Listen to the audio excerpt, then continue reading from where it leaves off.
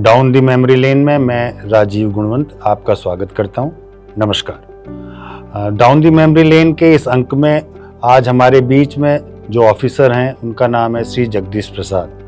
आप वर्तमान में एसीपी ऑपरेशन शाहदरा के पद पर पोस्टेड हैं। आप 1988 बैच के ऑफिसर हैं। आपने Delhi police as a sub inspector join की थी। 2003 में आप इंस्पेक्टर के पद पर प्रमोट हुए और इस दौरान इंस्पेक्टर रहते हुए आपने विभिन्न जिला इकाइयों में ट्रैफिक में अपनी सेवाएं दी हैं। आप टीआई कल्याणपुरी और टीआई शाहदरा के रूप में भी आपने अपने कार्य को सफलतापूर्वक किया है। 2016 में आप एसीपी के पद पर प्रमोट हुए और इस दौरान आप ACP Vivek Vihar, ACP supreme court के रूप में आपने काम किया। वर्तमान में आप एसीपी ऑपरेशन शाहदरा के पद पर अपनी सेवाएं दे रहे हैं। चलिए अब श्री जगदीश प्रसाद साहब और आप लोगों के बीच में मैं बाधा नहीं बनता और सीधे उन्हीं से उनकी दिल्ली पुलिस की यात्रा के संस्मरणों के संबंध में मैं चर्चा प्रारंभ करता हूं। सर नमस्कार। नमस्कार sir, down the memory lane में आपका स्वागत है। चर्चा शुरू करने में सर सबसे पहले जिज्ञासा मेरी ये है कि आप कृपया ये बताएं कि आपने दिल्ली पुलिस कैसे ज्वाइन किया, आपकी क्या चॉइसेस थी उस टाइम पे? उस टाइम पर मैं बीएससी ऑनर्स एग्रीकल्चर से मैंने ग्रेजुएशन की, लेकिन मैंने दिल्ली पुलिस में ज्वाइन करने की मेरी शुरू से पुलिस में आने की जिज्ञासा थी। सर अगर आप अपनी इस यात्रा को एक वाक्य में या कुछ शब्दों में समेटना चाहें तो किस प्रकार व्यक्त करेंगे? मैं इस यात्रा को सुखद और मेमोरेबल ही कहूँगा। सर आपने 1988 में ज्वाइन किया और इतनी लंबी जर्नी, इस दौरान आपने दिल्ली पुलिस में कई तरह के चेंजेज होते हुए देखे होंगे, कई तरह के पड़ाव आए होंगे, तो आप इस व्यवस्था में जो चेंजेज हुए हैं उसको किस तरह से दर्शकों के सामने प्रस्तुत करेंगे? उस समय हमने पुलिस में पेन और कार्बन से शुरू किया, जो आज कंप्यूटर और लैपटॉप से आ गया, जहाँ तक जो भी था राइटिंग का काम। और इसके अलावा जो हॉस्पिटल्स, मॉर्चरी और कोर्ट्स की कुछ लिमिटेशन थी, लिमिटेड थी इस फैसिलिटी जी। लेकिन आज हॉस्पिटल्स, मॉर्चरी और डिस्ट्रिक्ट कोर्ट्स ऑलमोस्ट हर डिस्ट्रिक्ट के नज़दीक हैं। तो सर इस दौरान आपकी सर्विस में कोई ऐसा इंटरेस्टिंग इशू आया हो, कोई ऐसा मैटर रहा हो जिसको आपने इन्वेस्टिगेट किया हो, या आप उस टीम के पार्ट रहे हो और जो हमारे दर्शकों को आप बताना चाहें तो थोड़ा उस पर प्रकाश डालिए। 2009 में जब मेरी पोस्टिंग पुलिस स्टेशन सीलमपुर थी तो एक मकोका केस रजिस्टर हुआ और उसमें श्री चंद्रकांत तलवार साहब आईओ थे, तो उस टाइम के मैं मेंबर रहा हूँ। उसमें मुलजिम अफजाल और उसकी फैमिली मेंबर्स के खिलाफ केस रजिस्टर किया गया था। अफजाल को अरेस्ट करके जेल भेजा गया और इस पीरियड में अफजाल का भाई कमालुद्दीन एलियस कमल, इनका भी एक गैंग था जो सट्टा और ड्रग का काम करते थे।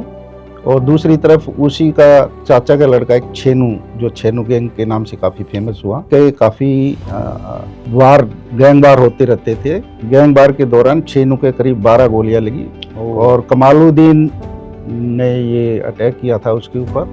कमालुद्दीन के ऊपर 1 लाख रुपए का इनाम रखा गया था। काफ़ी एजेंसी उसको अरेस्ट करने में लगी हुई थी, लेकिन लास्ट में ये कामयाबी एटीओ सीलमपुर और जो हमारी टीम थी उसको कामयाबी मिली और हमें वो इनाम भी मिला। Congratulation sir. सर इसके अलावा आपके जीवन में इस दौरान जो सबसे चुनौतीपूर्ण क्षण थे उसके बारे में थोड़ा हमें बताइए।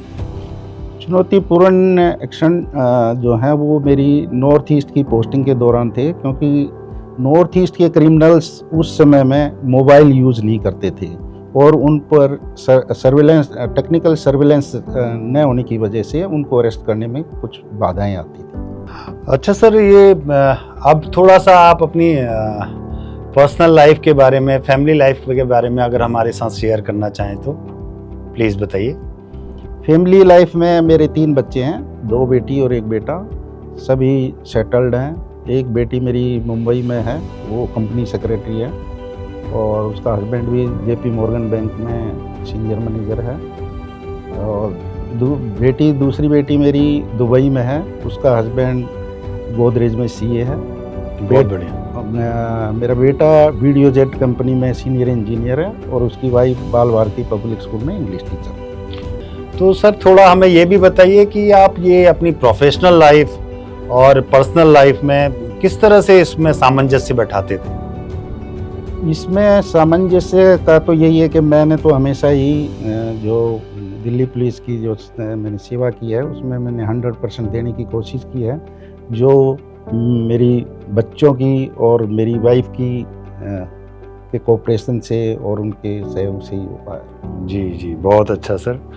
और अभी आप इतनी लंबी सर्विस के बाद सेवानिवृत्त हो रहे हैं, तो सर सेवानिवृत्त होने के बाद आपने कोई फ्यूचर के बारे में कुछ प्लान किया हो कि आप किस तरह से उसको आगे की लाइफ को कैसे दोबारा कुछ शुरू करेंगे नया, तो थोड़ा उसमें प्रकाश डालिए। मेरी अभी तक तो यही है कि मैं सोशल सर्विसेज की तरफ जाऊंगा, और ख़ासकर सोशल सर्विसेज में वैसे मैं एक BSc ऑनर्स एग्रीकल्चर ग्रेजुएट हूँ, और मैं चाहता हूँ कि मैं फार्मिंग की तरफ जो फार्मर्स हैं उनको एजुकेट करूँ, उनको न्यू मेथड्स के बारे में और न्यू फार्मिंग के बारे में बताऊँ, और इसके अलावा ऑर्गेनिक फार्मिंग के फ़ायदे उन सबको मैं कैंप लगाकर या अपने जो मेरे साथी हैं उनको इन्वॉल्व करके ये सब चीज़ करना चाहता हूँ। अच्छा सर, आप एक बात और मैं जानना चाहूँगा आपसे कि आपका इतना लंबा एक्सपीरियंस है, अनुभव है दिल्ली पुलिस का, तो जो नई जनरेशन अब ज्वाइन कर रही है दिल्ली पुलिस को, हालांकि उसमें काफ़ी बच्चे टेक्नोक्रेट्स आ रहे हैं, तो उनके लिए आप कोई क्या मैसेज देना चाहेंगे? मैं उनको यही मैसेज देना चाहूँगा कि हमें लॉयल्टी, डेडिकेशन और ऑनेस्टी से काम करना चाहिए। बहुत बहुत धन्यवाद सर, और भविष्य के लिए आपको बहुत बहुत शुभकामनाएं।